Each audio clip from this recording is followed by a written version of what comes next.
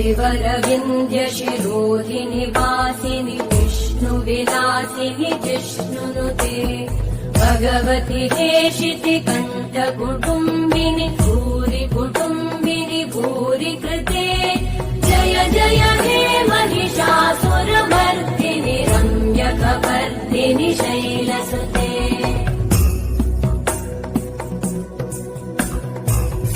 सुरवरवर्षिणि दुर्धरधर्षिणि दुर्मुखमर्षिणि हर्षरते त्रिभुवनपोषिणि शङ्करतोषिणि कल्मषमोषिणि घोषरते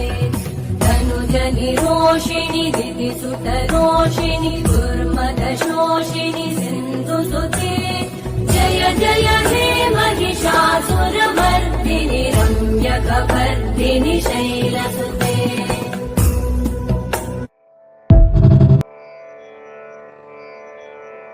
अन्नपूर्णे सदा पूर्णे शङ्करप्राणवल्लभे ज्ञानवैराग्यसिद्ध्यर्थं भिक्षां देहि च पार्वती।